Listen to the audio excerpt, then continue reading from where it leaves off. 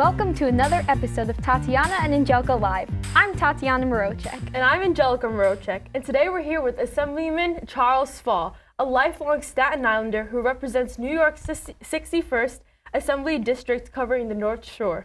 Assemblyman Fall is the first Muslim and African-American Assembly member elected from Staten Island. The son of immigrants from Guinea, West Africa, Mr. Fall fights for resources for teachers, parents, and students, creating affordable housing options, ensuring health coverage and access to vital services, improving transportation infrastructure on the North Shore. In 2014, Assemblyman Fall started as the Staten Island Borough Director, working for universal pre-K and paid sick leave. He then became the Chief of Staff to the Staten Island Parks and Recreational Commissioner. Thank you for joining us today, Mr. Fall. Thank you for having me. So how's your summer going so far? My summer's going very well, spending a lot of time with my two princesses and my beautiful wife. You know, because the first 6 months of the year we were in Albany in session, really haven't been out in the district, and also spending a lot of time out there with the community as well. It's almost back to school season, so I'm sure that your children are very excited. Right around the corner, you're going to have a lot of back to school events going on all over the district. So. When you leave for Albany, is it hard to leave your family? How do you cope with that? Yes, it always is hard, of course, leaving the family behind. My daughter wants to come with me every time I go up. But, you know, she can come. She comes when she doesn't have school, right? So she enjoys that, but it's never easy, of course. But it's a sacrifice, and that's part of the commitment we take when you go into public service, you know. Are you planning a vacation soon for the family? Yes, so we are going to plan something soon. I told Maimuna it's a surprise, and I know she could hear me now, so I can't let her know what that surprise is. Okay. When you were younger, did you used to go anywhere with your family, like a go-to vacation spot?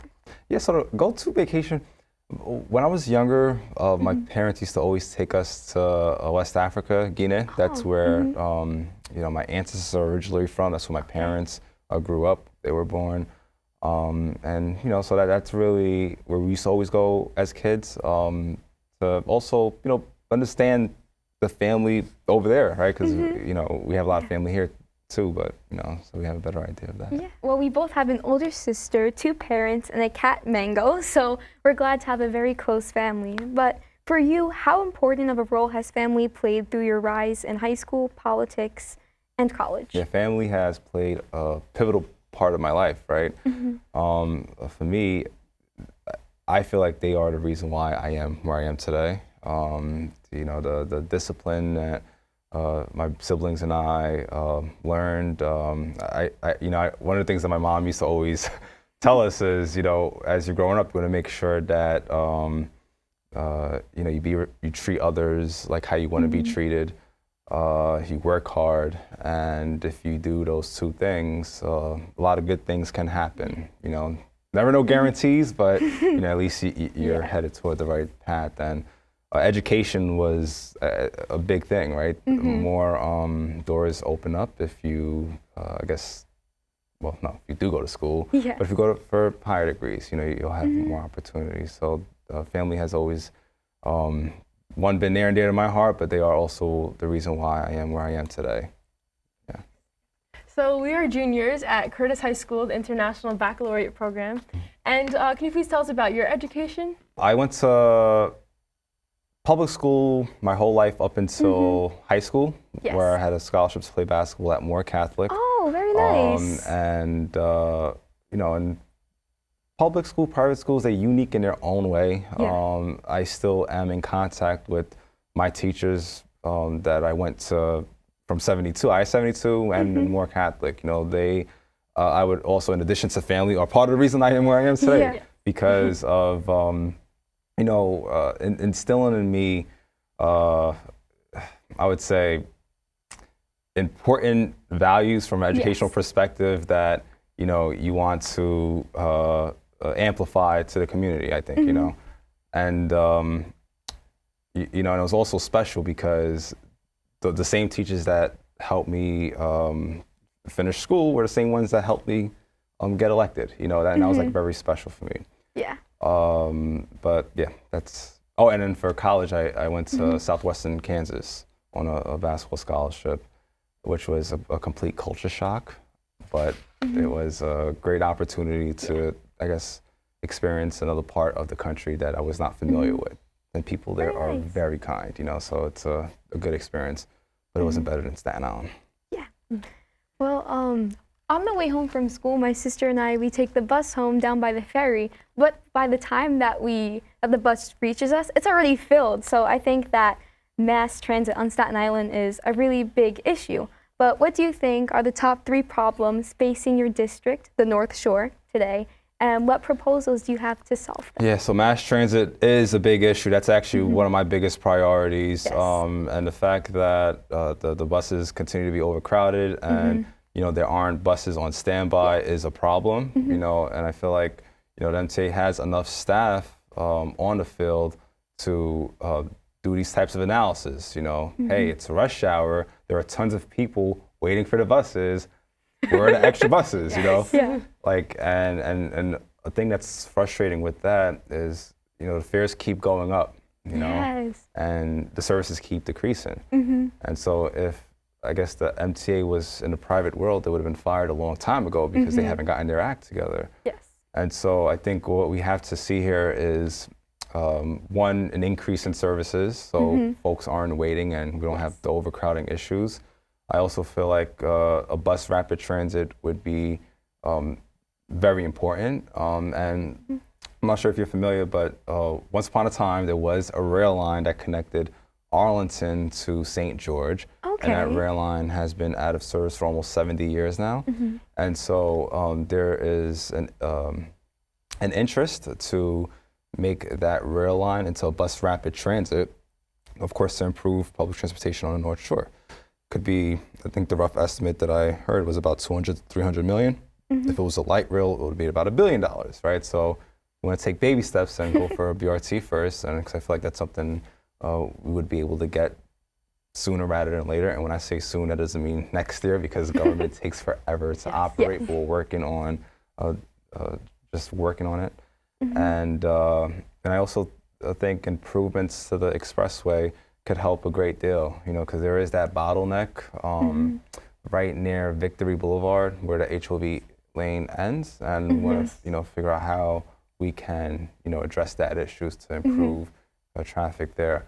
I know there has been talk to reroute the local network, you know, because it's out of date right now, and you know, like a lot of the, for instance, like there are bus stops that end in Port Richmond where there used to be a ferry that used to go from Port Richmond to Bayonne. The ferry's no longer there, so, you know, trying to have them take a look at it. But yeah, those are just some. While running for Assemblyman, what were the biggest challenges and obstacles you faced during your campaign? Do you think you would win? Yeah, so the first statement that always comes to mind when thinking about this is, you know, one thing that my coaches used to always say is, if it was easy, everybody would do it, right? And the reality is, anything we face in life, you know, it's not going to be easy. There's always going to be challenges. There's always going to be hurdles, right? And you never know what's around the corner if you keep pushing.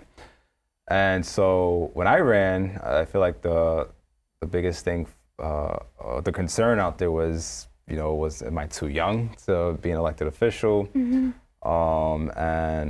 I don't think that was the case, because I was the only candidate in the race that had government experience, you know, and I think that that's what resonated with the voters, you know.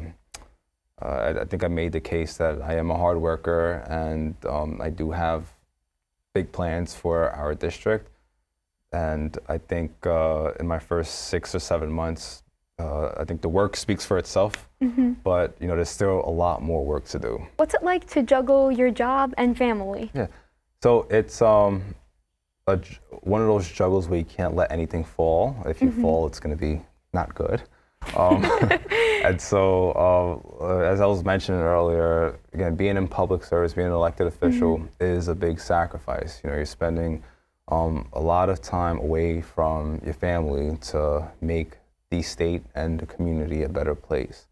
And yes, my little one, I have two girls, right? One is 5 years old, another one is 9 months old. And so the 9-month-old, every time she sees me, Nyla, you know, she gets very happy. She's like, oh, it's Daddy, right? Whereas the 5-year-old, if I'm like a little late, if I'm supposed to be home at 7 p.m. and I come home at 8 o'clock, she'll be like, where were you? And or she'll give me a call, finding out where I'm at, you know.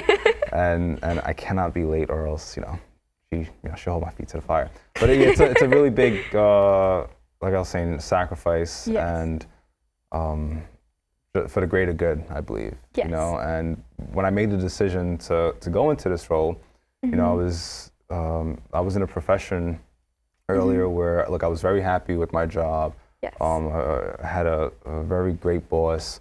It was a wonderful agency, great staff, and you know, and I thought about, again, why would I leave this wonderful job for a job that will require just so much, right? And definitely will take away from family time, you know. And I thought about the community, and this is the neighborhood I grew up at, and the impact I can make, you know, from being in government and living in that community. I feel like was like almost that perfect formula why I would want to run for office to deliver for the neighborhood I grew up in.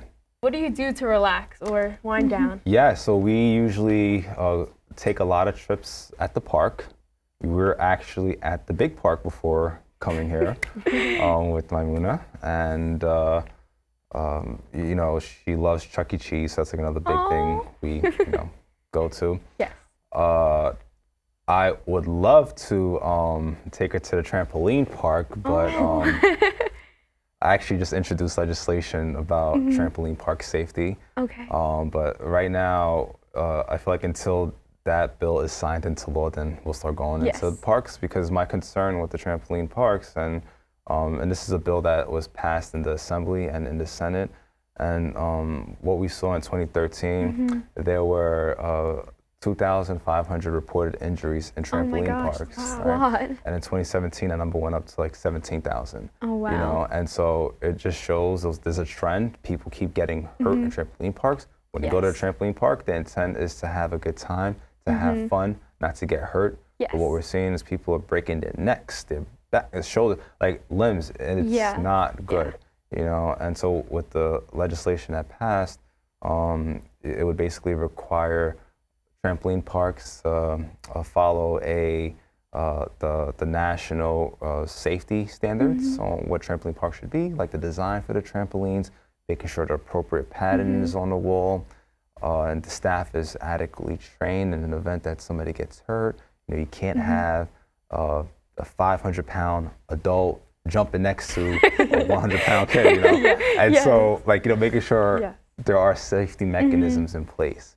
So it passed the Assembly, it passed the Senate. We're just waiting for the governor to sign it, and then I'll take my little one back to the parks. Oh, that's trampoline so nice. Trampoline parks. Because when we just went to France on foreign exchange, and so one of the activities in the city that our students are from, Reims, they had this trampoline park and they wanted to take us, but all the parents were like, no, you're gonna get hurt, don't go. So that was a very big concern. So that's really great what we're doing. Look, kids' safety is my #1 priority as a parent, you know, and we did a lot of things in Albany to ensure that our kids are safe, you know. And I think one of the huge things, I don't know if you've ever seen, you know, you have a bus that stopped, has a stop sign out, flashing. You have folks behind the bus honking, maybe driving around. So, you know, it was estimated that I believe it was like on a daily, about 50,000 people across I forget if it was the state or the country, are blowing past a school bus stop sign. And so now we passed the law that would include, or ensuring that buses have a camera, so in the event that someone does pass it, they get ticketed. Great so idea. It's all about keeping the kids safe and our roads safe, because you have a lot of impatient folks out there that, you know, that don't realize that that act can get folks hurt, you know? So. Well, you're so young. So how did you know that you wanted to go into politics at such a young age? Yeah, so I had an interest in politics when Barack Obama ran for office. Yes. I think he had a very inspiring story, a great message, hope and unity, and because my number one goal, to be honest with you, was to be in the NBA, and clearly that didn't work out too well. I had way too many injuries. I had like 5 different surgeries, tore an ACL, patella tendon, like it's like the list keeps going on and on and on. And so I was very happy though with basketball because I felt like the opportunities were there and it presented itself. Yes. But not sometimes, you know, your plan A doesn't work out, right? It's not often that plan A's do work out, right? So it's always important to have a plan B. Something my father used to always tell me, and that's why I always say family was very pivotal for me being where I am today, because Dad used to always say, if you know, you never know when you're going to get hurt in sports, and that's why it's really important to do well in school. So if you do get hurt in sports, you have a plan B, you know, and you know, the plan B was, you know, seeing how I could be, I guess, a better contributor to society, you know, and that's like being a public servant. Wow. Yeah, we're swimmers too, and especially if you don't stretch properly, you get hurt. Yes. Tatiana was hurt when she was like 11 years old. She tore her shoulder, had to do physical therapy. Sorry. So it's rough, and I can understand it. But you, of course, you were more professional because you were in the college basketball. Yes. So who's your role model? My role model, my parents are my role model. I know I keep talking about them, but you know, they really are. You know, to me, yes, they do face some challenges, but coming into this country with the hope of living the American dream, you know, that was the hope. You know, there was no guarantees. You know, so it was like almost like a big risk coming here, and you know, just with a lot of uncertainty. You know, but you know, they were able to, you know, figure it out. They were able to, even though they worked incredibly long hours, and you know, we've, you know, really didn't spend a lot of time because of how much time they worked. But understanding the value of hard work and not taking anything for granted. You know, when you have an opportunity, you know, seize that opportunity. Don't just let it go to waste. You know, because you know, there's so many people that could be begging for that one little opportunity that came your way, but you almost neglected it, you didn't take advantage, and then you know, 10 years from now, like, oh man, I wish I would have took advantage of that one opportunity, you know. And so when there's an opportunity that comes my way, before I make a big decision, I do consult a lot of people that I trust, you know, my parents, you know, my siblings, you know, some close friends, allies, and literally when I hear patterns of what people are saying that's consistent, then, you know, it's almost reassuring in how I feel and what I'm thinking. So how was election night? What do you remember most about that night? Because I'm sure you must have had so many emotions and so many feelings running through your veins that night. So election night, that was a great night. That was a really great night. It is like when the polls closed, at that point, I felt like, you know, I almost felt relieved when the polls were closed because I felt like I did everything I could have possibly done. You know, every single day during that campaign period, you know, I was always asking myself, what are we not doing that we should be doing? What am I not seeing that I should be seeing? You know, where do we need to adjust? Where are we not spending more time? Like, those are the questions I was asking myself every single day, you know, and so when election night came, you know, we're looking at the results. They're coming in little by little. We're getting all these text messages. And then finally the check mark comes up and it's like, whoa, we did, you know? And it was just an amazing, it was a great blessing, you know? And I'm just really honored just for that opportunity that, the opportunity of having the people's trust to represent them in Albany. You know, it's like when I put this assembly pin on, it's the highlight of my day. You know, it's really a great honor. Again, because this is where I grew up at. This is my hometown, you know, and it's like it's personal for me, you know, to make sure that, you know, we aren't forgotten in the state, and also that the people see results, you know, and that's, I feel like as elected officials we have to demand. But that night, going back to the main point, was it was special, and I'll never forget it. Yeah. If you weren't a politician, what would you be? Well, I don't like to consider myself a politician. I like to consider myself a public servant. I would definitely be in a field, if it wasn't in the public sector, maybe in the private sector, where it has to do with helping people. You know, it's, I feel like, you know, we have just so much resources in the world where folks, you know, shouldn't be going hungry, where folks shouldn't be homeless. You know, like and the fact that we are in the greatest country on earth, in the greatest city on earth, and that we have thousands of people that are homeless, it doesn't add up, doesn't make sense, and that's a problem. You know, I understand a lot of it has to do with mental illness and whatnot, but I feel like we could still do better and get creative on how we address those issues. And so it's a work in progress, but definitely doing something that helps you know, society. 3 days ago on social media, there was a video of an artist, Ronald Real, who made a seesaw on the U.S.-Mexico border, where Sunland Park, New Mexico, is separated from neighboring Ciudad Juarez, Mexico, by a steel border wall fence so that children could play together. It was heartbreaking. What are your thoughts on the treatments of the humans being kept in the detention camps? Yeah, so one, I don't think kids should be separated from their families at the border. I do think when folks are seeking asylum, we should definitely look at that. And, you know, at the end of the day, we want to make sure this is a land of freedom, opportunity, and we want people to feel like they can come here when there are issues back home that jeopardize their safety. However, if there are folks that are coming here illegally, they should be held accountable, and I think we have rules in place to address that. Well, I'm 5 foot tall, so how tall are you? Just out of curiosity. I am 2.01 meters. Oh, wow. I got you there. I'm 6'6". Oh my God. Yeah. It's so tall. Yeah, so, you know, one of the things, as you know, just growing up, I've always been the tallest, so that question has always come up every single time. So now I gotta have fun with it, you know, and use meters and maybe inches at times, so, you know. Yeah. Was your height obviously beneficial for basketball when you were playing? I think it was, but, you know, there were a lot of folks that were my height. It just goes back to heart. You know, you could be the shortest person on a team, or you could be the tallest person on a team.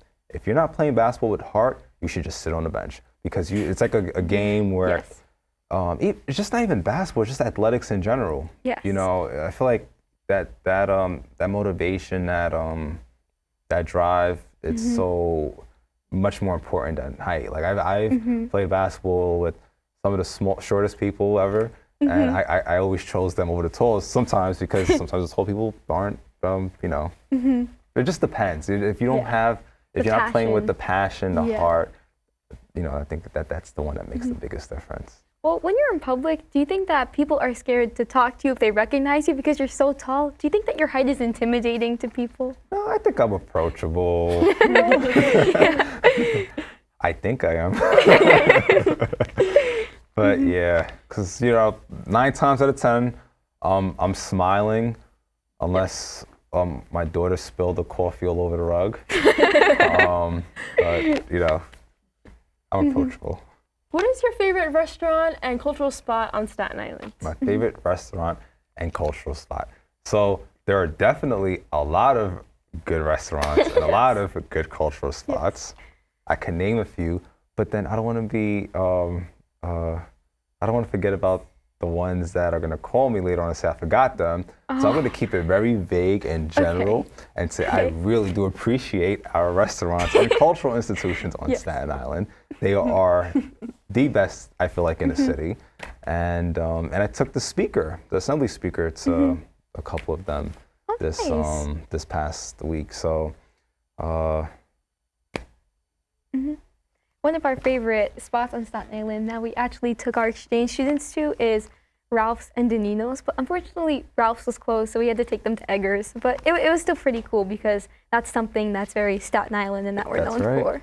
Okay, well, now that we're finished with some questions, it's time to move on to the lightning round. Yes.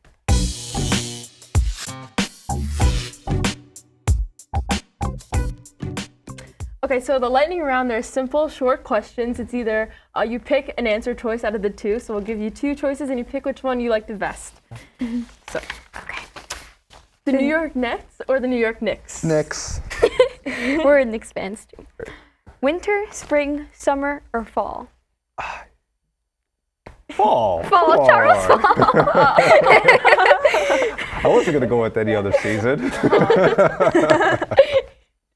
Are you a dog or a cat person? Dog. Dog. Have you had any pets growing up? Nope. No. We have a cat named Mango. Mango, like she's fruit. Yeah. I had a goldfish. It didn't turn out so well. Oh, I'm sorry for your loss of goldfish. Shit. Do you like horror movies or comedy movies? I like to laugh. Yeah, Comedy movies, yeah. Yeah, me too. Do you like going to the beach or the swimming pool better? Beach. Do you live in the moment or plan for the future? Both. I think.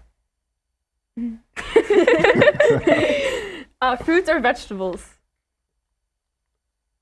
Is both an option? Yeah, both are healthy, so they're Yeah. both good. Okay. Yes. Yeah. I know sometimes vegetable has sugar. I mean, fruits has like these sugars. Yeah. Maybe vegetables. Yeah, vegetables. I go with vegetables. I like fruits though. Yeah. Do you like soup or salad? This is tough. Salad. Good choices. What is your favorite store? My favorite store. Well, I could tell you my favorite mall is a outlet mall because they have options for tall people. Oh, Very true. And is it hard to shop? Your shoes. Oh, What's yeah. your shoe size? Not at the outlet mall. You have everything for the tallest person in the world to the shortest person in the world. So that's why I like them. My shoe size, what is my shoe size? 13. 13? Yes. I'm a 6.5. Yeah. Oh, wow. So I have to wear in sneakers is a 13 and in dress shoes is a 14. Do you like chocolate flavored candies or sweet flavored candies? The ones that have the less calories. All right, so that concludes this episode of Tatiana and Angelica Live. Thank you, Assemblyman Charles Fall, for joining us today. It was a pleasure. My pleasure. If you would like to inquire more information about Assemblyman Fall and his campaign, please visit nyassembly.gov. Thank you.